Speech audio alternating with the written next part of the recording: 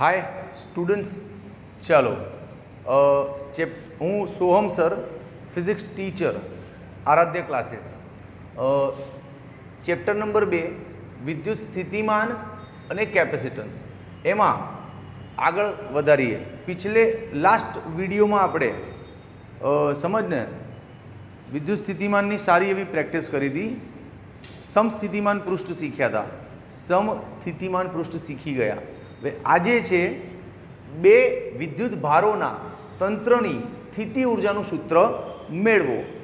ચાલો, બે વિદ્યુત ભાર અને એનાથી જે તંત્ર બને છે એની સ્થિતિ ઉર્જા તો બહુ સિમ્પલ લોજિક છે। દેશી ભાષામાં કહી દઉં, સપોઝ આ એક Q1 વિદ્યુત ભાર છે, આ એક Q2 વિદ્યુત ભાર છે, તો આ આખું જે તંત્ર બન્યું એની સ્થિતિ ઉર્જા શું થાય? તો એની સ્થિતિ ઉર્જા થાય કે Q1 Q2/R, આ બંને વચ્ચેનું અંતર। એમ સિમ્પલ સૂત્ર છે, પણ આને સાબિત કરીને સમજાવીને લાવવાનું છે, હે ને? લાવી દઈએ, ઇઝી પડશે, ચિંતા નહીં કર। જો બતાવું કઈ રીતે। હવે સમજ, અહીંયા સપોઝ બે વિદ્યુત ભાર છે, એક Q1 છે અને એક Q2 છે। આ તંત્રની આખા તંત્રની સ્થિતિ ઉર્જા કેટલી? તો તંત્રમાં સ્થિતિ ઉર્જા આવી ક્યાંથી? પણ કોણે એની અંદર સ્થિતિ ઉર્જાને ઇન્જેક્ટ કરી, સ્થિતિ ઉર્જા નાખી, આયા કહાં સે? તો સૌ પહેલાં એ મૂળ પકડવું પડે કે આ ઘટનામાં સ્થિતિ ઉર્જા આવી ક્યાંથી છે? તો ખરી અત્યારે આમાં, પણ આવી ક્યાંથી? તો આવે ક્યાંથી? એ બહુ જૂની વ્યાખ્યા, આપણો ફર્સ્ટ વિડીયો હતો ને, એ ફર્સ્ટ વિડીયોમાં સમજાવ્યું, આ ચેપ્ટરના ફર્સ્ટ વિડીયોમાં, કે ઇન્ફાનાઇટથી આ ઇન્ફાનાઇટ અંતર છે, અનંત અંતરેથી કોઈ વિદ્યુત ભારને લાવો। આને લાયા અને અહીંયા મૂકી દીધો, તો એ લાવવામાં વિદ્યુત ક્ષેત્રની વિરુદ્ધ જે કાર્ય થયું એ આની સ્થિતિ ઉર્જા કહેવાય। પછી આને પણ અનંત અંતરેથી લાવો અને ક્ષેત્રની વિરુદ્ધમાં કાર્ય થાય, એ આની અંદર સ્થિતિ ઉર્જા સ્વરૂપે સંગ્રહ પામે। તો સ્થિતિ ઉર્જા આ રીતે આવે કે વિદ્યુતભાર જ્યાં દેખાય છે ત્યાં હતા નહીં, પહેલાં ત્યાં લાવવા માટે વિદ્યુત ક્ષેત્રની વિરુદ્ધમાં કંઈક તો કાર્ય થયું હશે, હા, એ કાર્ય જ આ બિંદુઓ આગળ સ્થિતિ ઉર્જા બની જાય એમ। અને એકચ્યુઅલી શું બતાવે? હું એમ કહું કે આ બિંદુ આગળ સ્થિતિ ઉર્જા છે 10 જૂલ, આ બિંદુ આગળ સ્થિતિ ઉર્જા છે 8 જૂલ, તો આ શું દર્શાવે ખબર? કે અહીંયા આવવા માટે 10 જૂલ જેટલી મહેનત કરવી પડે, આ એવું બતાવે।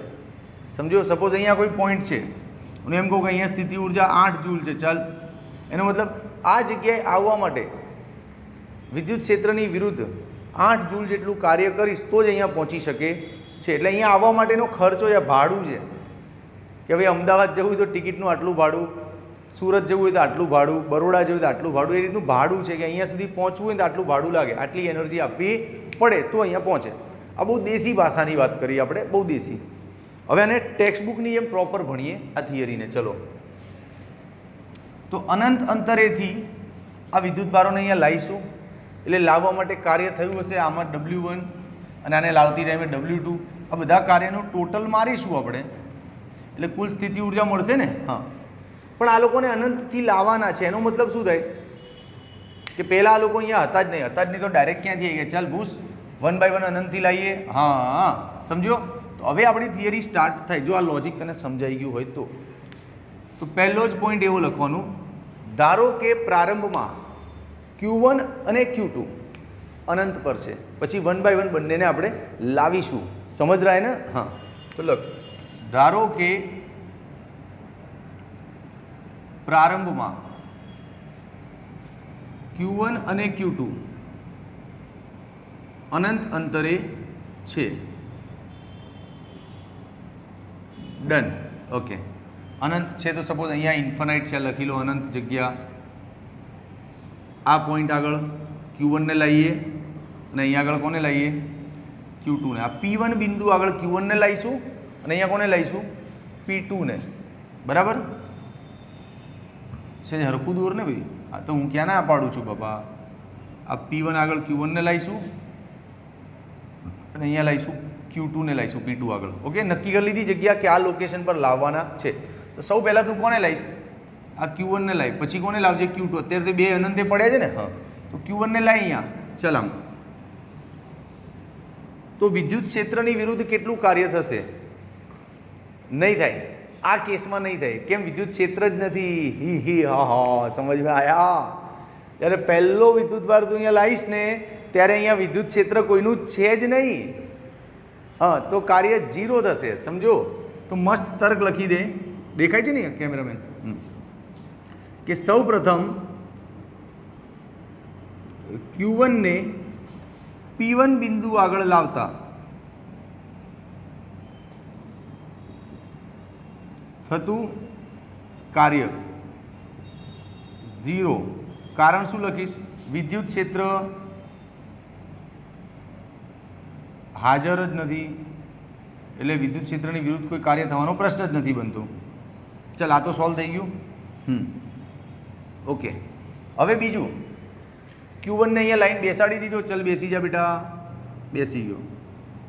તું સમજો આખી ઘટના કે આ બે વિદ્યુત ભારને અહીંયા લાવવાના છે, અનંતથી અહીંયા આગળ લાવવાના છે. અરે હું તો કહું 2 ના 5 લાય, 7 લાય, 10 જણાને લાય, પણ જે સૌ પહેલો લાવીશ ને તું, એ ટાઈમે વર્ગ 0 રહેશે. કેમ? કેમ કે હજી કોઈ વિદ્યુત ભાર ત્યાં આવ્યો જ નથી, બધા અનંતે પડ્યા છે. અને આ પહેલો આવ્યો ને એ ટાઈમે અહીંયા કંઈ વિદ્યુત ક્ષેત્ર હોય જ નહીં, તો એની માટે વર્ગ 0 થાય. પછી બીજો આવે ને ત્યારે વર્ગ 0 નહીં થાય. કેમ કે પહેલો ત્યાં જઈને બેસી ગયો ને એનું વિદ્યુત ક્ષેત્ર નીકળશે, બીજાને નડશે. પછી ત્રીજો આવશે ને તેને પહેલાં બીજાનું વિદ્યુત ક્ષેત્ર નડશે, ચોથો આવશે ને તેને 1, 2, 3 નું નડશે. સમજો? 1 બાય 1 વિદ્યુત ક્ષેત્ર ડેવલપ થશે, પણ પહેલા કેસમાં કંઈ નહીં થાય. હા, તો જુઓ આ જગ્યામાં હવે આગળનું લખું છું. હવે આ ટાસ્ક શું છે? Q2 ને P2 બિંદુએ લાવવા માટે થતું કાર્ય. દેખાય છે ને આ બાજુ? આપણું ટાઇટલ છે. ચલો વાંધો નહીં, લઈ લઈશું કાર્યનું સૂત્ર. અહીંયા લઈ લઉં. વર્ક બરાબર Q ડેલ્ટા V આ સૂત્ર થાય. અચ્છા, Q એટલે જેને લાવવાનો હોય એ. તો આ બીજા કેસમાં કોને આ Q2 ને અહીંથી અહીંયા લાવવાનો છે, આમ તો લખી દો Q2. અચ્છા, ડેલ્ટા V એટલે પ્રારંભિક અંતિમ સ્થિતિમાનનો તફાવત. ડેલ્ટા V એટલે V2 માઇનસ V1. શું V2 માઇનસ V1 એટલે શું?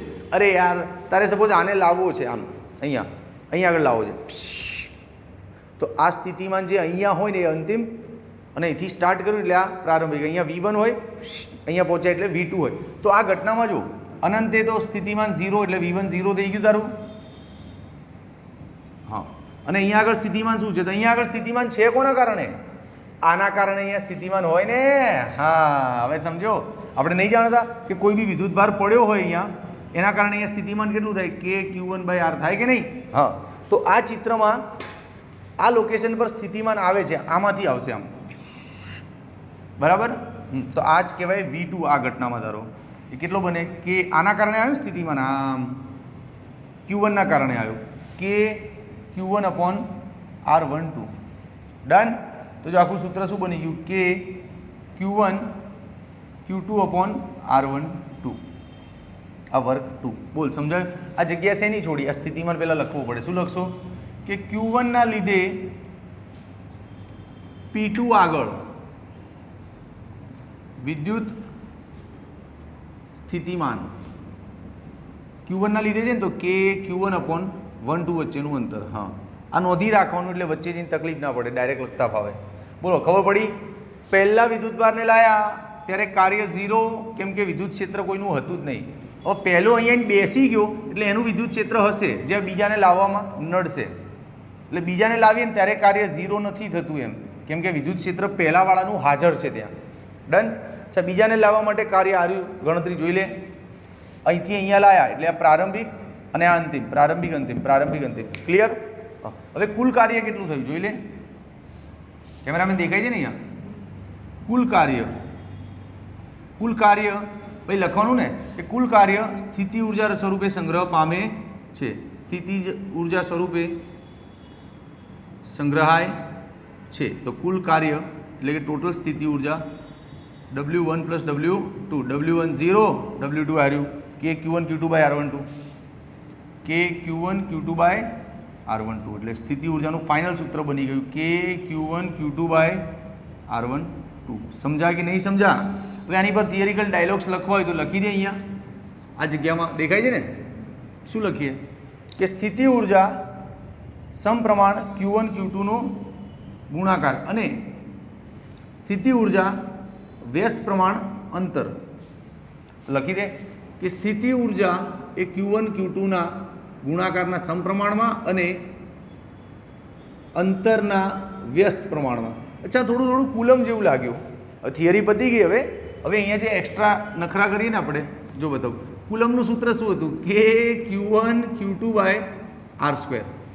એમાં સ્ક્વેર હતો અને સ્થિતિ ઉર્જામાં શું આવ્યું? જો કે Q1 Q2 બાય ફક્ત આર આવ્યો, જો સ્ક્વેર નહીં આવ્યો.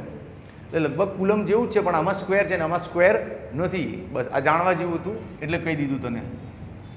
બોલ, મને તો થિયરી ઇઝી પડી છે. સ્ક્રીનશોટ લઈ લે, આનો ફોટો નહીં પાડવાનો. સ્ક્રીનશોટ લઈ લે ને પ્રોપર રેફરન્સ બુકમાંથી થિયરિકલ મુદ્દાઓ 2-3 લખજે હજી સારા સારા. હો, બોલો, ક્લિયર છે? ઓકે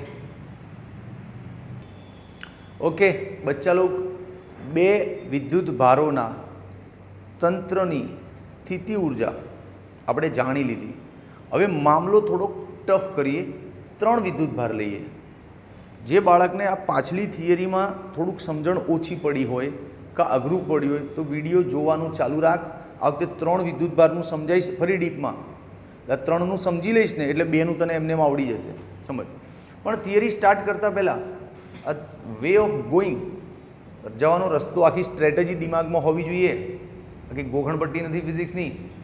3 વિદ્યુત ભાર છે, મારે 3 જણા ક્યાં બેઠા હોય? પહેલાં અનંતે હોય. સપોઝ ધારો કે અનંતનો મતલબ એવી જગ્યાએ કે જ્યાં સ્ટાર્ટિંગ બધું 0 હોય, સ્થિતિ ઉર્જા 0, સ્થિતિમાન 0. એટલે શું? પેલા તફાવતમાં કોઈ નડે નહીં. અમે આગળના વિડીયોમાં ઢગલો વાર સમજાવી દીધું છે.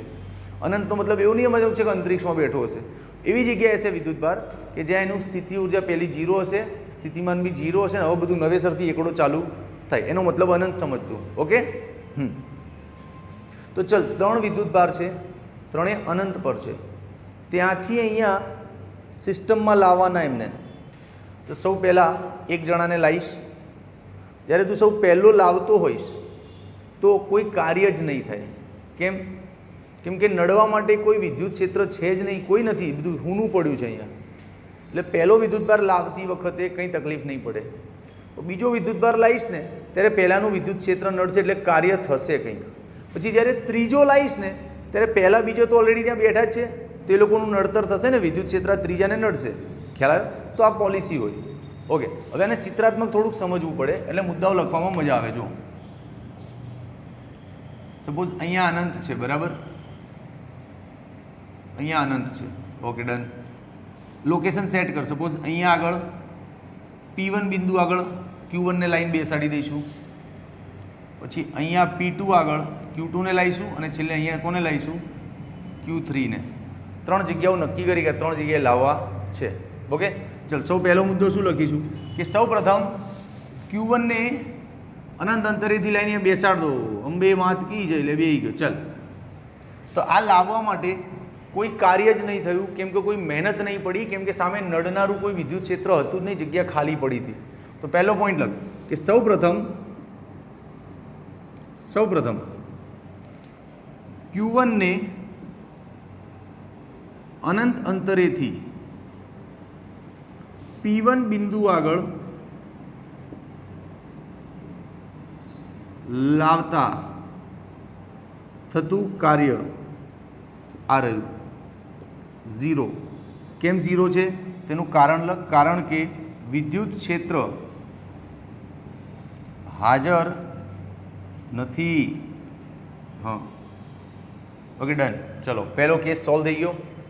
હવે મસ્ત ગેપ બનાવી લે. હવે આ બીજો કેસ લઉં ને, અહીંયા લઉં. ક્યાં લઉં? અહીંયા જ લઉં. અરે યાર, ચાલ અહીંયા જ સમજાવી દઉં. P2 આગળ Q2 ને લાવતા થતું કાર્ય. ભાઈ દેખાય છે ને નાના અક્ષર? નાના અક્ષર દેખાય છે ને? અહીંયા આગળ Q2 ને લાવવાનું. Q2 ને પકડ અને અહીંયા લેતો હોય આમ. તો આ Q2 ને લાવવા માટે આ માર્ગ દેખાય છે. તો આ તારી થઈ ગઈ પ્રારંભિક પોઝિશન, જ્યાં સ્થિતિમાન શું હોય? 0. અને આ થઈ ગઈ અંતિમ પોઝિશન V2. ક્લિયર કે નહીં ક્લિયર? ઓકે, તો સૂત્ર લખ. Work is equals to Q delta V. Q એટલે જેને લાવવાનો. આ ઘટનામાં કોને લાવ્યો? Q2 ને લાવ્યો ને. હા. ડેલ્ટા V એટલે V2 માઇનસ V1, એટલે કે આ અંતિમ અને આ પ્રારંભિક. તો જો Q2 આ તો 0 જ છે, આ કેટલું થાય અહીંયા સ્થિતિમાન? તો અહીંયા સ્થિતિમાન હજી તો અહીંયા કોઈને લાયા જ નથી આપણે. અહીંયા સ્થિતિમાન હાલ કોણ આપે છે? આ આપે ને. ચાલ જલસાગર, હા કેટલું આપશે? કે Q1 અપોન ડિસ્ટન્સ. આના કારણે સ્થિતિમાન અહીંયા કેટલું મળે? કે Q1 અપોન ડિસ્ટન્સ, કે Q1 અપોન R12. તો જો આખો ફોર્મ્યુલા શું સેટ થઈ ગયો? કે Q1 Q2 અપોન R12. આ જગ્યા કેમ છોડી? આની નોંધ કરવા માટે. શું કે Q1 ના લીધે અહીં જે ડાયરેક્ટ મૂકી દીધું અંદર, કંઈક લખવું તો પડે ને, થિયરી છે. Q1 ના લીધે P2 આગળ વિદ્યુત સ્થિતિમાન કે Q1 અપોન R12. હા, જે અહીંયા ડાયરેક્ટ આપણને કામ લાગ્યું. બોલો, તો આનો ફેસલો થઈ ગયો.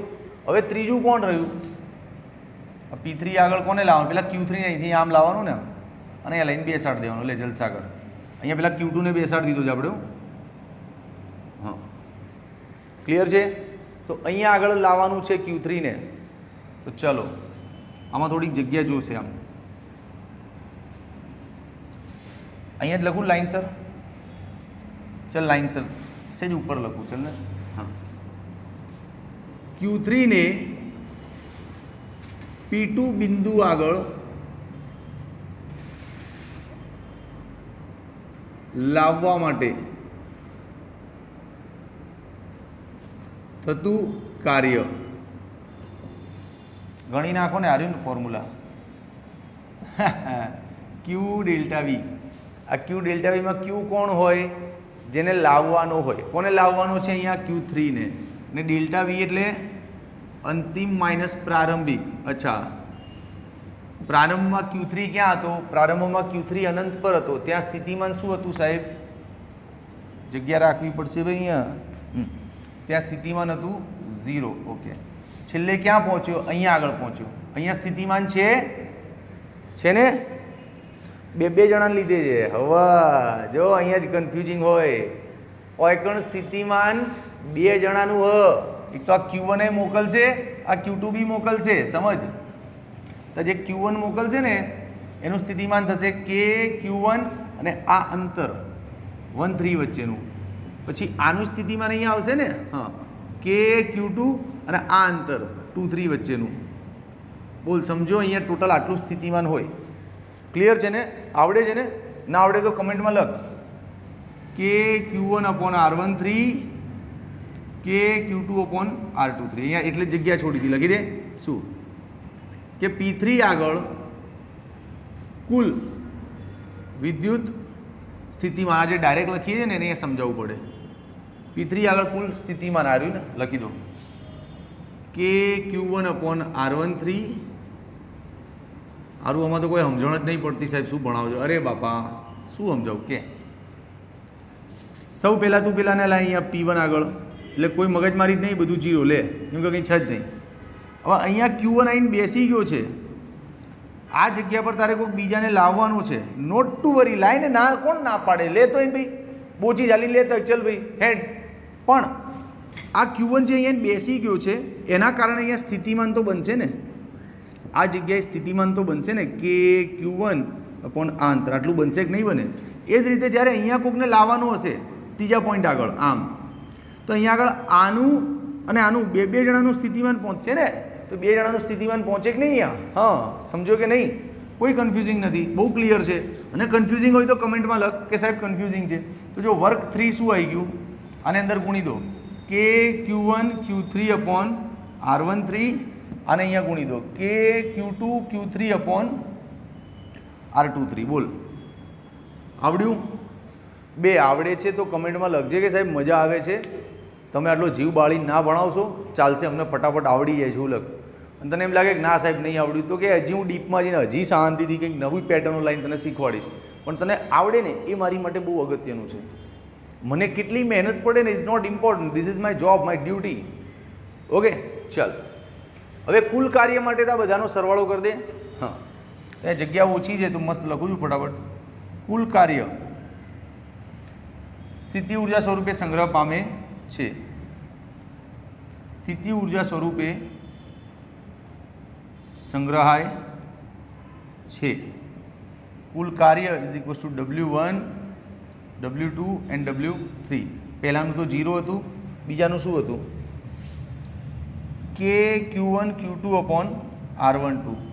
પછી ત્રીજાનું હતું કે Q1 Q3 અપોન R13. અને ભાઈ કે Q2 Q3 R23. ચલો ભાઈ જાય છે આજનો માતાજીની આરતીનો બોલ 501 રૂપિયા. આવું નવરાત્રિમાં બહુ બોલતા હોય મારી સોસાયટીમાં, એટલે યાદ રહી ગયું. બોલો, ક્લિયર છે? પતી ગયું. હવે મારી દ્રષ્ટિએ તો થિયરી છે, તારી દ્રષ્ટિએ પણ મારી દ્રષ્ટિએ તો આખી એક અલગ સિસ્ટમ છે. તું એકવાર સ્ક્રીનશોટ લઈ લે, પછી આની પર ભાષણબાજી ચાલુ કરીએ આપણે, હે ને? 1 2 and 3. ભાઈ થિયરી તો બધા ભણે છે, એને લખે બી છે, એને બોર્ડમાં માર્ક્સ બી લાવે છે, બટ ફિઝિક્સ શીખા ક્યાં? તું આમાં કંઈક શીખ્યો એવું તને લાગે? હું તો જોરદાર શીખી ગયો. MCQ માટે છે ને ડાયરેક્ટ ચિત્ર જોઈને જવાબ આવે, આટલી બધી મગજમારી નહીં કરવાની સ્થિતિ ઉર્જા લાવવા માટે. અરે Soham sir is here, don't fear. ચલ દેખ, આનો જવાબ શું આવ્યો? તો જો ત્યાં લખેલો છે, મેં હજી પૂછ્યો નથી, દેખાય છે? એ જવાબ અહીંયા લઈ લે અને ધ્યાનથી જો જવાબ ઉપર રિસર્ચ કરીશ ને, તને એમ થાય કે અરે હા યાર, મેં તો આવું જોયું જ નહીં સાહેબ, તમે તો બહુ હોશિયાર છો યાર, ક્યાંથી હોધી લાવો છો? તું હોશિયાર થા, ચેક ટાઈમે આપે, ચેક આપો, તું હોશિયાર થશો. હરાવો, ચેક આપતા નહીં અને મફતની સેવા કરાવો છો. અત્યારે ઘરે બોલે છે મમ્મી વાઈફને બધા કે ચેક કેમ નહીં લાવતા? ચલો આ સૂત્ર જો ધ્યાનથી, ધ્યાનથી જો જો જો જો ભલે અરે વિડીયો હું તો કહું 5 કલાક સુધી, શું ફરક પડે? सीखना है ना तो धीरज रख, संयम रख, आराम से सीख. इस फॉर्मूले को देख और ये पैटर्न मैच कर. હવે બધાને બધું પૂછી નાખું, અનંત અનંતની કોઈ જરૂર નહીં, ખાલી આ Q1 Q2 Q3 ને રાખું છું જો, બાકી બધું અનંત અનંત તું ભૂલી જા. ચલ જો, હા બાકી બધું ભૂલી જાય ને ભાઈ. હા ખાલી 3 જ જણા દેખાય છે, Q1 Q2 એન્ડ Q3 દેખાય છે, 3 જણા. આ બધા વચ્ચેનું અંતર છે. બોલ હવે જો તને સૂત્રમાં ડાયરેક્ટ શું ખબર પડી? અરે ડાયરેક્ટ પડી ને, આ 2 જણા વચ્ચેની સ્થિતિ ઉર્જા આ રે જો, Q1 Q2 અપોન R, આ બંને વચ્ચેની લઈ લીધી. પછી આ બંને વચ્ચેની જો, Q2 Q3 અપોન R દેખાય છે. પછી આ બંને વચ્ચેની બને ને, સિમ્પલ થઈ ગઈ ને પેટર્ન મસ્ત. હવે હું તને એમ કહું કે 10 વિદ્યુતભાર આપ્યા લે, અરે 10 નહીં, બહુ વધારે પડશે, 4 વિદ્યુતભાર લઈએ. સપોઝ એક ચોરસ છે આમ, તને એટલી તો ખબર પડી ને કે 2 વિદ્યુતભાર ભેગા થાય Q1 અને Q2, એટલે એમની વચ્ચે સ્થિતિ ઉર્જા આવી આવે કે આ બંનેનો ગુણાકાર અને નીચે અંતર આવું આવે ને, 2 ના 3 થાય તો આની જોડે બી ફરી થાય, આની જોડે બી ફરી થાય. ખ્યાલ આવ્યો? તો જો આ વખતે અહીંયા 4 વિદ્યુતભાર, લેક્ચર પતી ગયો છે, લેક્ચર પતી ગયો છે, પણ આ તો તારું બ્રેઇન ડેવલપ કરી રહ્યો છું, એમ થિયરી સાથે તારી ભાઈબંધી કરાવું છું, જેથી તને ભણવામાં કંટાળો ના લાગે, તને લાગે કે યસ આ તો આપણું જ છે. જો અહીંયા Q1, અહીંયા Q2, અહીંયા Q3 અને અહીંયા Q4, 4 વિદ્યુતભાર મૂક્યા. આનું ડિસ્ટન્સ છે D D D D. અચ્છા ઓકે, તો પછી આ શું થશે? પાયથાગોરસ પ્રમાણે આ તો √2D થશે ને. હા, પછી આ અંતર બી શું થશે? √2D. અંતરો બધા સેટ. હું એમ કહું કે આ તંત્રની સ્થિતિ ઉર્જા કેટલી? તો જોઈ લે, આ Q બધાનો 2 ની જોડીમાં સ્થિતિ ઉર્જા થાય. જો આ બંને વચ્ચેની કંઈક હશે, આમ હશે ને, કે Q1 Q2 અપોન અંતર. ડન. પછી આની નાની કંઈક હશે. હા, આ Q1 ને બધા જોડે પતાવી દે પહેલાં, આની જોડે ને પછી આની જોડે, તો કે Q1 Q3 અપોન આ અંતર √2D. હા, પછી આની જોડે લઈ લે કે Q1 Q4 અપોન D. તો આ Q1 બધા જોડેથી જતો રહ્યો પિક્ચરમાંથી, ભૂલી જા થોડી વાર એને. હવે વારો આવ્યો Q2નો. Q2નું આની જોડે અને આની જોડે, પાછું આની જોડે ના જતો, એ તો થઈ ગયું છે ને અહીંયા, એ તો લેવાઈ ગયું છે, એટલે આને નહીં લેતો. હવે તો Q2ની 2 જણા જોડે જોડી બને કે Q2 અને Q3 ડિસ્ટન્સ, પછી Q2 અને Q4. હા, √2D. બોલ ક્લિયર છે? ઓકે, તો Q2 ને ભૂલી જા. હવે કોણ રહ્યું? આ 2 જણા રહ્યા કે Q3 Q4 અપોન D. તો જો આટલી સ્થિતિ ઉર્જા આવી આ ચોરસના તંત્રની. બોલ આવડ્યું તને?